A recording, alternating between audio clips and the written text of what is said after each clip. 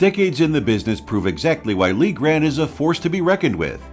She's been nominated for Oscars, won an Academy Award, and even survived the McCarthy blacklisting. Few can come to her level of reputation and integrity.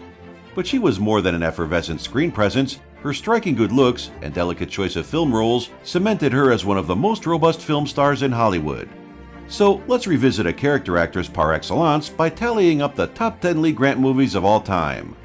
Don't leave me here, please! Charlie, Benji, I'll give you all my share of the money! I don't want it! You take it, Benji! Number 10. Airport 77. I need someone to be nice to me this week. Can you be nice to me this week? No, I don't think so. 1977's disaster flick, Airport 77, might be in many ways overshadowed by the original film in the same series, 1970's Airport, starring Burt Lancaster and Dean Martin. But that doesn't mean there isn't plenty of fun to be found in this one too, as it tells the tale of a private jet packed with VIPs, which crashes into the ocean after being hijacked. Obviously then, this leaves the survivors struggling to make it back to land safely. And amongst these survivors, perhaps no one steals the show as much as Lee Grant in the role of Karen Wallace. But she's not alone in keeping viewers engaged, as the rest of the cast includes heavyweights like Jack Lemmon and Christopher Lee as well. Perhaps more than anything else though, what this film is remembered for today isn't the thrills of seeing who will survive or the performances of those on screen. No, it's the fact that Airport 77 and the series it came from would later on serve as the partial inspiration for the comedy series Airplane. Passing ship. They didn't even know that we were here. That's enough. Nobody does. I said that's enough. More than enough, Mr. Gallagher. Number 9. The Mafu Cage.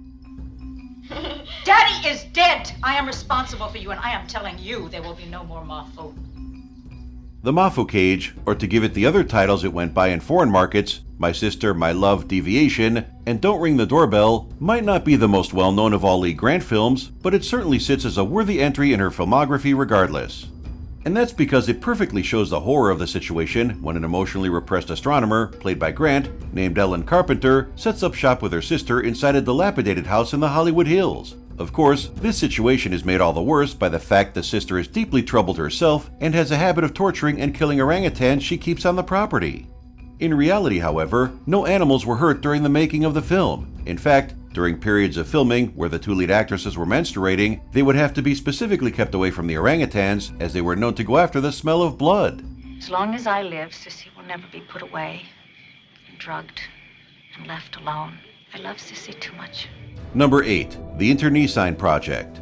You're right, as always. Are you going to do your job? Yes, Tell Elliot he's on borrowed time. whatever you say. Coming from British director Ken Hughes, someone perhaps most famous for making the Christmas-time classic Chitty Chitty Bang Bang, 1974's The Internecine Project sees him go in a totally different direction by telling a tale of espionage and lies. So what's the plot about? Well, the gist of it is that a retired intelligence agent, played by James Coburn, decides that after being given the new job of government advisor, he has to wipe out anyone who might know too much about his past, as he doesn't want to risk being exposed. And that creates a lot of drama throughout the runtime then, though it admittedly doesn't leave Lee Grant with much to do herself in her role of Jean Robertson. Still, at least Coburn was able to find enough time during filming to take a brief break so that he could go attend a photo shoot with Paul McCartney, a photo shoot which would create the cover for Wings' famous album, Band on the Run. EDC and Farnsworth can run the government any way they want because Professor Elliot is right in there next to the president. Number 7. In the Heat of the Night. Where's my husband? I have a right to know if he's hurt, if he's been in an accident. I want to know if my husband is all right. Your husband is dead, Mrs. Coburn. Some movies are entertaining, some movies are award-winning, and some movies reach another level of success again in that they're socially important. And it's this latter category that 1967's In the Heat of the Night falls into. Why is that? Well, because it uses the noir crime genre to tackle some pretty meaty racial topics, as it tells the tale of a black police detective, played by Sidney Poitier, trying to solve a murder which has occurred in small-town Mississippi. And not only does this lead to the movie discussing things like racism, but also other hot-button topics such as abortion and sexual assault too. Really, it's a lot for one movie to handle. So thank God the cast are on form then, with this cast including Lee Grant in the role of Mrs. Colbert, a wealthy industrialist's wife. That said, it wouldn't actually be filmed in Mississippi. No, due to fears from Poitier about making such a politically charged movie there, production was instead moved to the more northern state of Illinois. I came by to make it as clear as I possibly can, but I do not want that Negro officer taken off this case. Number 6. Storm Fear. You wouldn't get so tired then. It took me 10 years to get this coke kid, and it's going where I'm going. If this is left behind, I'm gonna be in it! Another somewhat hidden gem in the filmography of Lee Grant, 1955's Storm Fear sees her put out an early great performance, showing the world exactly the kind of potential she had to be a major star in the future. What role would she play in this tale of a wounded bank robber seeking shelter in his brother's mountain retreat? Well, that would be of a gangster's mole named Edna Rogers, someone who alongside her boyfriend Benji is along for the ride. And this gives her a front seat to watch from as our lead, Charlie Blake, falls for his brother's wife, leading to a whole host of romantic complications taking place. Not that Grant doesn't get plenty to do herself here too though. In fact, in one memorable scene, she even gets a chance to sing, a scene which was allegedly inspired by a similar one in 1948's crime noir, Key Largo. Creep, you're the lousiest creep I ever met. They ought to put you away someplace because you're so crazy. At number 5 we have Voyage of the Damned.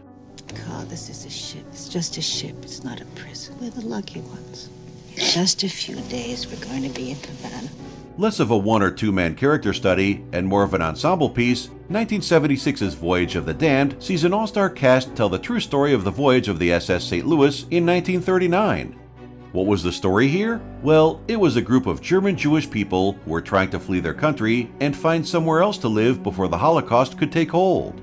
Needless to say, there's a lot of drama and tragedy to be found here then, especially when the passengers of the ship find it increasingly difficult to be taken in by any nation. And a lot of that tragedy is personified in Lee Grant's portrayal of Lily Rosen, one of those damned passengers.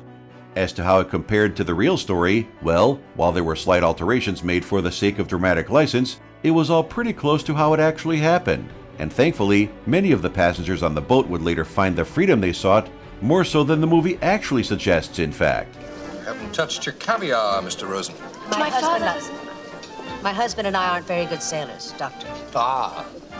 Number 4. The Landlord. Lead in my pencil. Oh, ho, ho.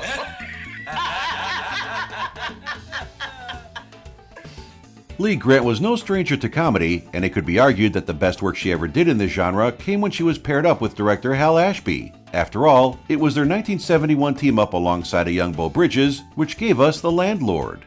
What was the story of The Landlord? Well, it told the tale of an overprivileged 20-something who ends up becoming the landlord of a low-income inner-city tenement. And in doing so, he has a clash of cultures with many of his tenants, forcing him to learn more about himself and the others around him. Really though, for as much as Bridges is the star here, the show is completely stolen by Grant in her role as Joyce Enders, our lead's wealthy mother. So good was she, in fact, that when it came time for award season, the Academy would honor her with a nomination for Best Supporting Actress. Attack me? Do you mean sexually? You pervert, I'm your mother! Number 3. Shampoo.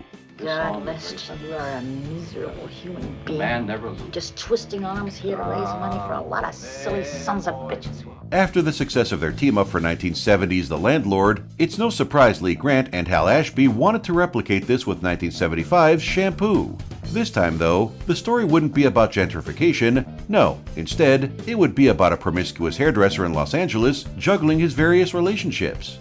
No prizes for guessing then that in the role of the lead, George Roundy, Warren Beatty absolutely knocks it out of the park. But he's not the only one delivering a killer performance here, because the exact same thing could be said for Lee Grant too, in her portrayal of Felicia Karpf, one of his many lovers. Of course, Beatty's promiscuousness wouldn't just be limited to his character though, as according to Grant's autobiography, which she wrote years later in 2014, everyone working on the film knew the lead was having an affair with his co-star Goldie Hawn on set.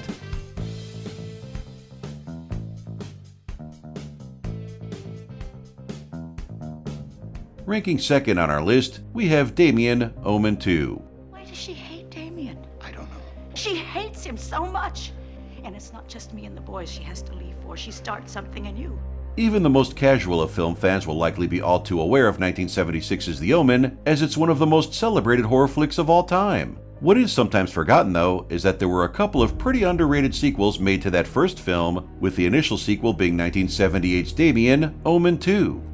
In this one, we see a now 13-year-old Damien continue his journey towards becoming the Antichrist, And this time around, the role of Damien's mother, Anna, is played by none other than Lee Grant, someone who was reportedly a huge fan of the original and so jumped at the chance to be part of the second one. What didn't fare so well following the release of Damien Omen 2, however, was the name Damien itself, as, apparently not wanting their children to be associated with the Antichrist, parents stopped using it when naming their children all over the world. You're not going to treat Damien any differently. You're not going to look at him. You're not going to talk to him any differently. I won't, I promise. Give me your word. I promise. Our number one pick is Detective Story. Can Millie hear me? I don't want her to know, but I'm in a jam. I need your help, so don't let on. Make out like it's nothing.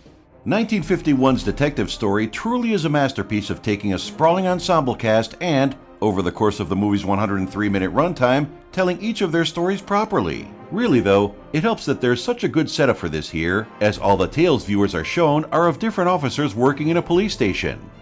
What role does Lee Grant play in this one? Well, while it might not be a major one, it is a notable one, as her portrayal of a shoplifter actually represents her first screen credit, with this coming after years of working on stage, both on and off Broadway, in shows like Oklahoma.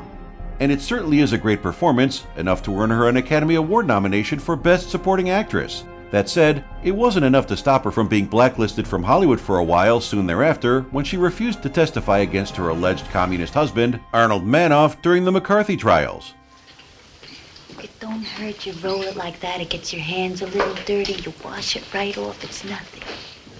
And there we have it, the top 10 Lee Grant movies of all time. No doubt you have your own list, so be sure to let us know in the comments below. Also, don't forget to subscribe to our channel and get alerted of our next video. We'll hope to see you soon.